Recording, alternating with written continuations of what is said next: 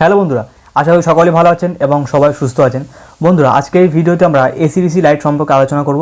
দেখুন, এই alpha AC DC অনেক কাস্টমারের সমস্যা কি, আলফা এসিডিসিটাকে কী করে একটু বেশি দিন টেকানো যায়। আলফা এসিডিসি আমরা তো নর্মালি বাজারে কিনে এনে আর ফিটিং করে কাস্টমার হাতে ছেড়ে দিলাম, কিন্তু বেসিক কিছু জিনিস আছে যদি আমরা আলফা এসিডিসির মধ্যে অ্যাটাচ করি, মানে ধরুন এমওভি বা 100 ওহমসের 1 রেজিস্ট্যান্স যদি এগুলো এর মধ্যে আমরা অ্যাটাচ করি, তাহলে কিন্তু এটা টেকসইটা একটু বেড়ে যায়, মানে লাইফ টাইমটা বেড়ে যায়।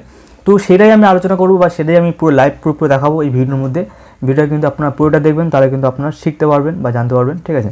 তো আমি জাস্ট মুখে বলে দিই কিছুটা। দেখুন, এর মধ্যে যদি আমি একটা 100 ওহমসের 1 ওয়াট রেজিস্ট্যান্স আর একটা যদি আমি এমওভি লাগিয়ে দিই, ঠিক আছে, এখানে মানে যেখানে এন আর এন থাকে, তো ওখানে লাগানোর পর পিছনে একটু হিটসিং পেস্ট ভালো করে যদি লাগিয়ে আমরা যদি এটা ছাড়ি, তো মোটামুটি যদি আলফা একটা এসিডিসি মানে যদি আপনার কথায় বলছি যদি 1 মাস যায়, তো ওইগুলো লাগালে হয়তো আপনার ওটা 2 মাস যাবে, ঠিক আছে। টেক্সচারটা বেড়ে যাবে একটু। তো আপনারা চেষ্টা করুন এইভাবে কাজ করতে, ঠিক আছে। তো চলুন তাহলে শুরু করি, আমি লাইভ প্রুফ দেখাবো কী করে এটা ফিটিং করতে হয়, ওকে। তো চলুন তাহলে শুরু করি।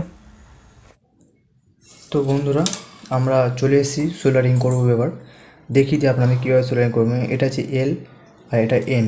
তো আমরা একটা কথা বলে দিই বন্ধুরা, আমরা জাস্ট এই এমওভি আর আপনার 100 ওহমসের 1 ওয়াট রেজিস্ট্যান্স বা ফিউজ বলেন, এই দুটো জাস্ট লাগাবো, লাগিয়ে আমরা করে নেবো, ঠিক আছে। এর মধ্যে জাস্ট কোনো ব্যাটারি লাগাবো না, যা আমাদের অনেকেই জানেন কীভাবে কাজ করতে হয়। তো আমরা মানে শুরুটাই কীভাবে করতে হয় সেটাই দেখাবো আপনাদের। তো একটু বাঁকিয়ে নেবেন,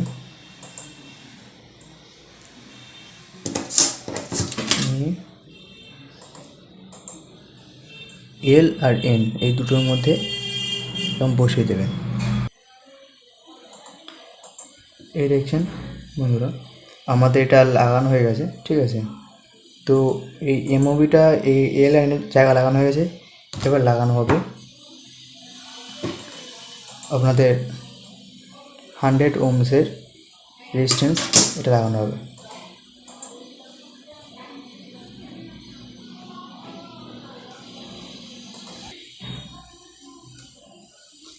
ভালো করে দেখুন কীভাবে লাগাতে হয়। এই এমওভিটা এল আর এনের মধ্যে লাগানো হয়েছে, তারপরে এই রেজিস্ট্যান্সটা যে কোনো একটা লাইন এল বা এনের মধ্যে লাগিয়ে দিলেই হবে, ঠিক আছে। এই প্রসেসটা কিন্তু আপনি নর্মাল ডিওর মধ্যেও লাগাতে পারেন। এবার আমরা এই বডি মানে যেটা এসিডিসি বডি, সেই তারটা এবার একটা এনের জায়গায় যাবে আর একটা এই আপনার ফিউজের মাথায় বা রেজিস্ট্যান্সের মাথায় একটা জুড়ে হবে, সেটা আপনার দেখিয়ে দিচ্ছি। তো এই বন্ধুরা দেখে নিন, সোল্ডারটা আমি এই ফিউজের মাথা সোল্ডারিং করে দিয়েছি আর একটা এই নিচে, ঠিক আছে। ভালো করে দেখে নিন, এইভাবে সোল্ডারিং করবেন। এবার জ্বালিয়ে দেখে নিন,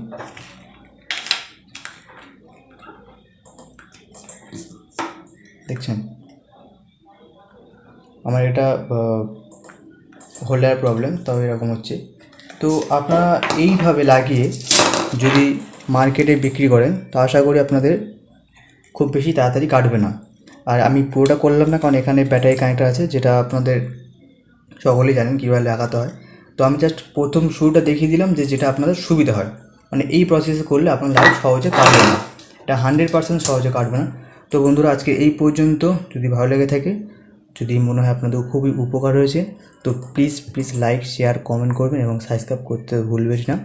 আজকে এই পর্যন্ত, আবারও নিয়ে আসবো নতুন আপনাদের সুবিধা মতো ভিডিও, যেটা আপনাদের উপকার হবে। আজকে এই পর্যন্ত, ভালো থাকবেন, সুস্থ থাকবেন।